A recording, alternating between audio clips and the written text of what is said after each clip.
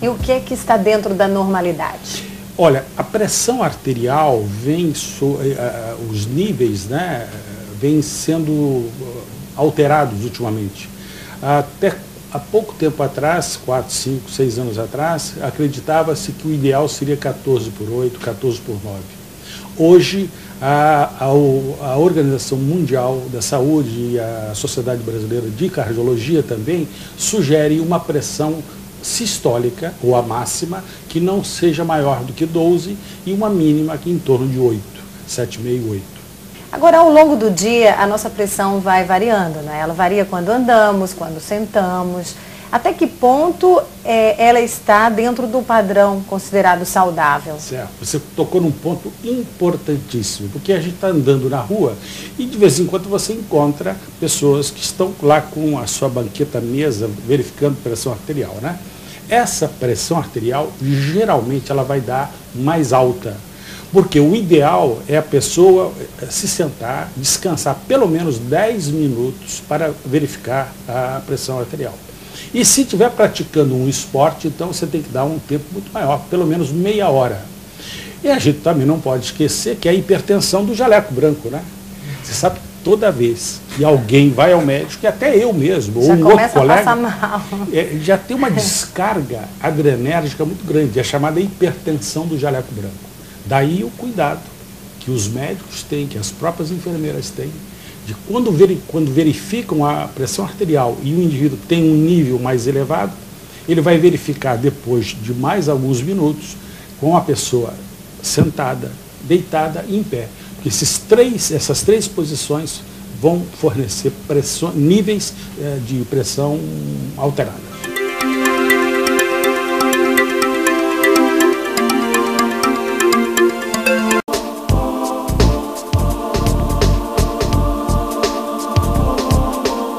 Quais são os cuidados que as pessoas hipertensas devem ter com os exercícios? É importantíssimo. O indivíduo que está hipertenso, não controlado, ele não pode e não deve fazer exercícios físicos. No máximo ele pode caminhar. Exercícios físicos bem leves, são chamados aeróbicos, perdão. Então, se você... Agora, uma vez que o indivíduo esteja tomando a medicação e a pressão está controlada, então ele pode e deve fazer exercícios, porque a prática esportiva, num determinado momento, quer dizer, nos primeiros momentos, pode até aumentar, elevar a pressão arterial, mas logo a seguir ela se estabiliza. O mesmo é válido para quem é hipertenso e quer fazer sauna. A sauna é só com o indivíduo altamente, quer dizer, bem controlado. Porque se um indivíduo normal, só para você ter uma ideia, isso é importantíssimo. Se um indivíduo normal faz 20, 30 minutos de sauna, um garoto, como uma menina como você, de 20 anos, fica 20, 30 minutos na sauna e depois vai para um banho de imersão, a sua pressão que está 10/7 vai a 30/18. Rapidamente. Então, num indivíduo já hipertenso e não controlado, pode haver até um acidente vascular cerebral. A prática esportiva é fundamental, mas o excesso mata. Meu nome é Marcelo Bernstein, eu sou jornalista, professor universitário, pratico judô desde 7 anos de idade, fiquei parado por um período de 10 anos e retomei a 2, por conta, principalmente, da descoberta de um problema de hipertensão. A minha pressão eu tive um SUS, que a minha pressão estava em 20/16. Nesse período, o caminho de retomada foi entrar... Saudáveis, alimentos certos, né, que fazem bem para o coração. E para os hipertensos, quais são os alimentos que devem ser usados? Isso é muito importante. A alimentação é fundamental, né? Há um consenso geral de que o sal faz mal para o coração, para quem tem pressão alta. Na verdade, apenas 50% das pessoas são responsivas ao sal. Se você tira o sal em excesso de determinados hipertensos, eles vão piorar até. E alguns melhoram bastante, mas eu recomendo o sal com moderação. Usar o sal marinho integral, o sal grosso. Porque o sal grosso contém 90 elementos, potássio, magnésio, zinco, selênio, cromo, enfim. Já o cloreto de sódio, esse sal refinado, é cloro e sódio apenas. Isso realmente faz mal. Mas sal grosso com moderação.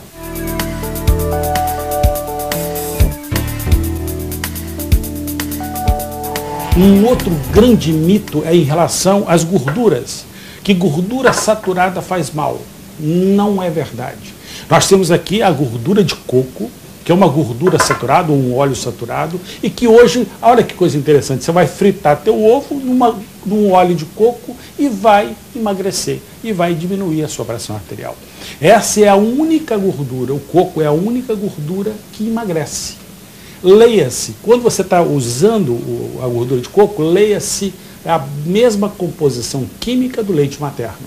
São triglicerídeos de cadeia média. E, curiosamente, já desde 1940, a gente já sabia disso, né? Quando tentaram engordar porcos dando gordura de coco. Eles emagreceram.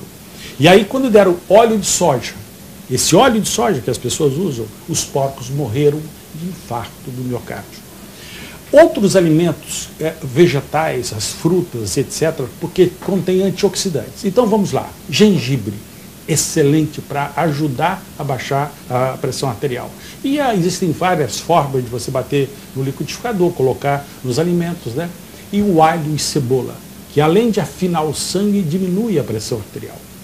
Um outro alimento fantástico é também o abacate, e que é gorduroso, mas é uma gordura sadia, monoinsaturada. Usado com moderação, ele dá saciedade e ajuda a diminuir a pressão arterial. Chá verde, e você tem ainda couve, etc. E nós falávamos do poder do açaí. O açaí hoje está na moda no mundo inteiro. O açaí tem um poder antioxidante incrível. O poder antioxidante das frutas, de modo geral, contribuem para diminuir a pressão, a hipertensão arterial. Por quê? No âmago das doenças, dentre elas a hipertensão, a aterosclerose, Parkinson, Alzheimer, uma infinidade de outras doenças, como o próprio diabetes, né? Você tem a produção excessiva de radicais livres. Esses radicais livres, eles funcionam como um inflamatório. Eles desencadeiam inflamação.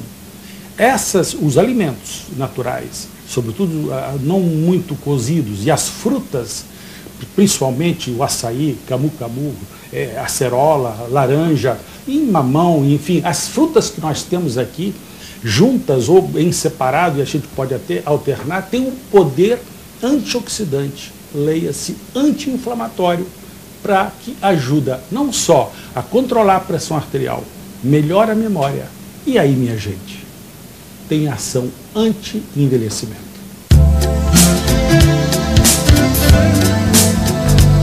Doutor, e sobre os maus hábitos emocionais? A maneira como as pessoas lidam com o estresse no dia a dia, com a ansiedade, de que maneira esses maus hábitos podem comprometer a vida das pessoas hipertensas? Isso está diretamente relacionado ao estresse. Quanto maior estresse, maior carga de adrenalina, e você vai produzir excesso de radicais livres. A melhor forma seria, diante de uma situação, né, o indivíduo que trabalha em escritório, que fica o dia inteiro sob estresse, diante de uma tela de computador ou ao telefone, de vez em quando se levantar, deixar o que está fazendo, aí sim, respirar fundo, procurar até sair por alguns minutos e para tentar se oxigenar outra vez. Evidentemente, sempre a prática esportiva com moderação. E aí nós temos o yoga, enfim, você tem que ter alguma outra atividade física, né, hidroginástica, caminhar e sexo, né? Sexo, eu recomendo 3 vezes por dia, mesmo que seja 2 tentativas e uma desistência.